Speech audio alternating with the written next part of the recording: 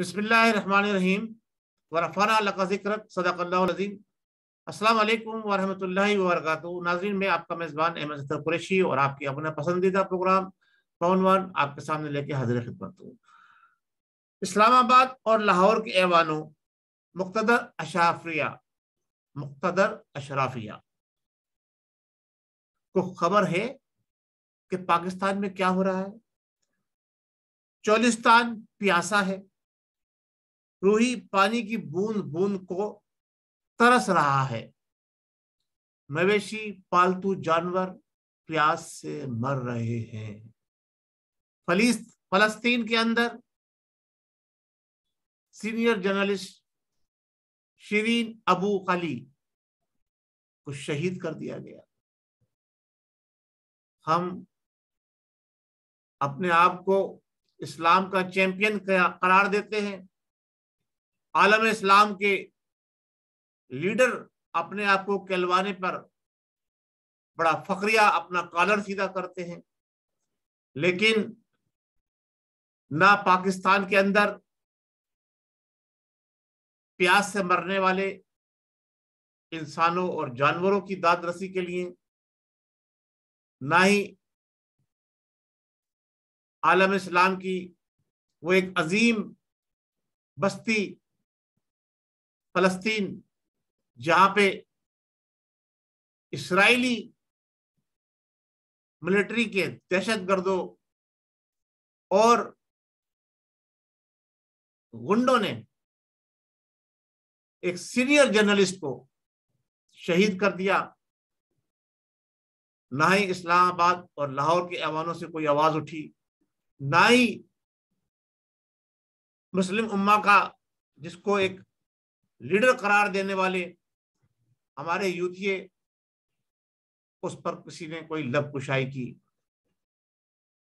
आइए पहले हम जानते हैं और सुनते हैं कि फलस्तीन के अंदर किस तरह से उस नौजवान खातून जर्नलिस्ट को शहीद किया गया।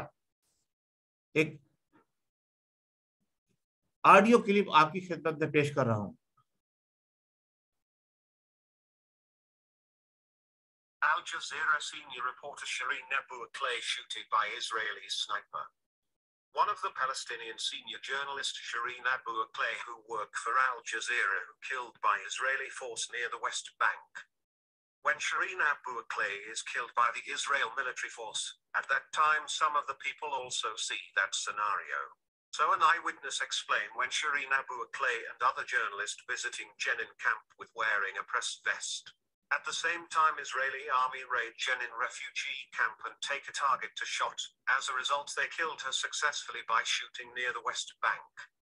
During the coverage time, without asking anything, Shireen was shot in her head during the news coverage time, and people sent her Ibn Sina Hospital for the treatment, but it's too late for the treatment, and the doctor of Ibn Sina Hospital pronounced that she was died. With Shireen, another journalist also shot by Israeli sniper. The name of that journalist is Ali Asmodi, and his condition is not really good. That's so bad news for the journalist community. Journalist community खामोश है और मशगूल है एक ढोंगिए आलिम दीन आमिर लियाकत, जो अपने आप को डॉक्टर कहलाता है, और उसकी बीवी दानिया के किस्सों को डिस्कस करने के लिए हमारे इस्लामिक मीडिया के ऊपर, हमारे सोशल मीडिया के ऊपर, हमारे इलेक्ट्रॉनिक मीडिया के ऊपर, ना हमारी जर्नलिस्ट बरादरी को ये नजर आ रहा है कि पाकिस्तान में क्या हो रहा है, अवाम किस तरफ जा रही है, पाकिस्तान इंसानों की जिंदगियां दांव पर लगी हुई हैं, और बुनियादी हुकूक जो एक हुकूमत की जिम्मेदारी होती है, अब चाहे उसे 4 दिन हुए हुकूमत संभाले हुए या 4 साल गुजार के जो हुकूमत गई है, जो उनकी बुनियादी जिम्मेदारी थी कि इंसानों को खाने पीने की अशिया सस्ते दामों दिलवाई जाए, सब फेल हो गए। पिछले भी फेल, मौजूदा हुकूमत जो अब महीना भर हुआ है, लेकिन जिम्मेदारी उसकी बनती है। जो कुछ इस वक्त मुल्क के अंदर हो रहा है, आलमी बिरादरी भी खामोश है, इस जर्नलिस्ट के कत्ल के ऊपर। अपने लिए हम बात करते हैं कि जनाब अली हमको डराया जा रहा है, धमकाया जा रहा है, आओ जनाब हमारे घर पे पुलिस आ गई। वो इमरान साहब झूठे मक्कार नियाजी के डॉलरों में पढ़ने वाले इमरान खान जो मीडिया चला रहे हैं कि जी मेरे घर पे पुलिस, बाहर जो है पुलिस वाले पूछ के जा रहे हैं क्या हो गया क्या नहीं। अरे भाई तुम इस बात पर तो वावेला मचा रहे हो, यूथिया सारे खड़े हो रहे हैं, उछल रहे हैं। एक आप इंतहाई जिम्मेदार साफी शहीद हो गई, उस पर आप खामोश हैं, आपके लफ्ज सिले हुए हैं। नाजरीन, मैं अपने मुल्क की सियासत के साथ साथ अवाम पाकिस्तान को बैरूनी दुनिया में क्या हो रहा है उससे भी आगाही दिलाने की कोशिश करता रहता हूं। अभी पिछले 2 दिन पहले मैंने आपको एक प्रोग्राम शेयर किया जिसमें बताया कि पुतिन ने जो यूक्रेन पे हमला किया है वहां क्या मामला चल रहे थे। इसी तरह से हम भी अपनी जिम्मेदारी समझते हैं बहैसियत ओवरसीज पाकिस्तानी कि जो हमें मालूमात मिले हम अपने पाकिस्तानी भाइयों के लिए शेयर करें और अपनी हुकूमत से मुतालबा करें कि वो ऐसे रास इक़दाम करे कि जिसकी वजह से जो है ये मुल्क के अंदर जो सूरत हाल है उससे जो है बआसानी निकला जा सके और ज्यादा से ज्यादा कीमती जानों को महफूज किया जा सके। खुदारा होश के नाखुन लें, बड़ी संगीनी की सूरत हाल है और सिंध का सहरा प्यासा है और गर्मी की शिद्दत बढ़ती जा रही है और इतलात के मुताबिक 50 डिग्री तक जब ये शिद्दत पहुंचेगी तो नुकसान जानवरों का हो या इंसानों का हो, ये सब जिम्मेदारी मौजूदा हुकूमत की है। और अब मैं जो लंदन जाकर बैठकर डिस्कस कर रहे हैं, मशवरे कर रहे हैं, उनसे गुजारिश करूंगा कि खुदारा आप मुल्क के चीफ एग्जीक्यूटिव बने, आप बाहर से लोगों को बुलाएं, यहां आए हमें मशवरा दें, ना कि आप पूरी काबीना को बाहर लेके जाकर जनाब अली डिस्कस करने के लिए जा रहे हैं। जो चोर है, जो डाकू है, जो सजा याफ्ता मुजरिम है, आप उनसे सलाह मशवरा करके हुकूमत चलाएंगे? तो फिर जिनको आपने निकाला है तो उनको क्यों निकाला है? वो भी चोर डाकू थे, तो उनके साथ सलाह मशवरा करके हुकूमत चलाते रहते। हमारे इदारे भी देख लें, इस बात को नोट करें, हमारी अदलिया भी इस बात को नोट करे।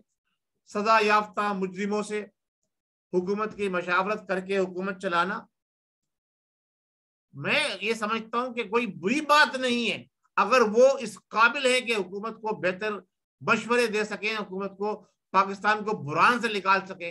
लेकिन उनके पास चल के जाना और पूरी काबीना को ले जाना, वाह भाई वाह, ये एक नया तरीका। आप अपने खर्च पे भी जा रहे हैं तो भी गलत है, और अगर हुकूमत के खर्च पे जा रहे हैं तो बिल्कुल गलत है। ये सारा बोझ जो है वो अवाम के ऊपर डाला जा रहा है। डॉलर आसमान से बातें करता जा रहा है, रुपए की कदर गिरती चली जा रही है। मईशत जो है वो संभाला देने के लिए अगर कोई रास इक़दाम आप नहीं कर सकते हैं तो आप ऐलान कीजिए कि माहिर मईशियात जो हमें कोई बेहतर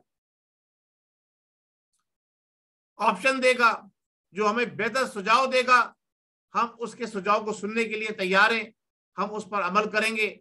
आप टेंडर निकालिए, अखबार में इश्तिहार दीजिए बाकायदा, हो सकता है कोई आपको अच्छे मशवरे दे दे हुकूमत को बेहतर बनाने के लिए, संवारने के लिए कोई अच्छा प्लान दे दे। आप बजाय इसके आप वहां जाके जो चोर डाकू उचक्के हैं, जो जिन्होंने पिछली दौरे हुकूमतों में पाकिस्तान को वो मुकाम नहीं दिलवाया जिसकी वजह से उन्हें बार बार निकाला गया, तो वो अब क्या करवाएंगे? बहरहाल एनी हाउ, मैं ये बात आपसे कहता चलूं, जो मुल्क के अंदर अब आपकी हुकूमत के चार्ज संभालने के बाद अगर मईशत को नुकसान पहुंचता है और अवाम भूखों मरती है, जानवर प्यास से मरते हैं, तो ये जिम्मेदारी मौजूदा हुकूमत के ऊपर होगी। नाजरीन, हम बात कर रहे हैं एक तरफ अपने मुल्क की, दूसरी तरफ आलमी दुनिया की हम बात करते हैं। तो आपने देखा होगा कि माजी के अंदर भी कि अगर कहीं एक परिंदा भी मर जाता है भूख और प्यास से या गलत किसी वजह से, तो उसको हमारी जो बैरूनी दुनिया कितना हाईलाइट करती है, जो गैर मुस्लिम है और जिनको इंसानियत का दर्स दे के भेजा गया है, जिनके अंदर रहमतुल्लिल आलमीन मौजूद है, अल्लाह का प्यारा हबीब मौजूद है, वो इंसानियत को बालाए ताक रख के जाती मफादात की जंग लड़ रहे हैं, चाहे उसमें मौजूदा हुक्मरान हो या कुछ दिन पहले जो हुक्मरान थे वो हो। वो अपनी जातियात के लिए कौम को लड़ाने, इदारों को लड़ाने, अदलिया को लड़ाने की साजिशें कर रहे हैं। और खुल्लम खुल्ला मैं इस बात पर सख्ती से ये बात आज यहाँ पर कहना चाहता हूँ और अपनी अदलिया को बताना चाहता हूँ, अपने इदारों को बताना चाहता हूँ कि एक क्लिप शाह महमूद कुरैशी का जो सोशल मीडिया पे गर्दिश कर रहा है कि अगर नियाजी साहब को पकड़ा जाए या उन्हें हाउस अरेस्ट किया जाए तो आप निकल जाइए और आपको जो करना है वो हम आपको बता चुके हैं। यानी क्या करना है? जंग को जदल करनी है, आग और खून की होली खेलनी है, बिल्डिंगों को जलाना है और मोटरवे के ऊपर आग लगानी है, मेट्रो को जलाना है, ये सारे वो प्रोग्राम दे चुके हैं। तो जो लोग दहशतगर्दी की तरफ अवाम को उस्का रहे हैं उनको फिलफौर गिरफ्तार किया जाए और बगैर मुकदमा चलाए। सबूत मौजूद है मीडिया के ऊपर, जब वॉइस रिकॉर्ड उनकी अपनी मौजूद है, वो खुद इस बात का ऐलान कर रहे हैं, उनको बगैर मुकदमा चलाए फौरी तौर पर, जैसे अफगानिस्तान के अंदर पिछले आपने देखा होगा रमजान के अंदर भी और उससे पहले भी हुकूमत संभालते चोर पकड़े गए, जनाकार पकड़े गए, हफ्ते भर के अंदर उनको सूली पे लटका दिया गया। ऐसा ही इन लोगों को जगह जगह सूली पे किरोने पर लटका दिया जाए ताकि इबरत का निशान बने कि हमारे मुल्क को दहशतगर्दी की तरफ ले जाने वाले कौन लोग हैं, कौन लोग अवाम को बेवकूफ बना रहे हैं, कौन लोग अवाम को धोखा दे रहे हैं। उनको फौरी तौर पर कैफर किरदार तक पहुंचाया जाए, बिला तफरीक, रंग व नस्ल, सियासी जमात, मजहबी जमात, उन लोगों को सजाएं दी जाएं। और खास तौर से मैं अपने दानिशवरों से और उलमा इकराम से, जो उलमाए हक हैं, जो दानिशवर मुल्क की मैशियत को मजबूत देखना चाहते हैं, मुल्क को तरक्की याफ्ता देखना चाहते हैं, उनसे गुजारिश करूंगा खुदारा आप तो कम से कम लाइन पर रहें और अवाम को सही रहनुमाई, अवाम की सही रहनुमाई करें। बहुत शुक्रिया। अस्सलाम वालेकुम व रहमतुल्लाहि व बरकातहू।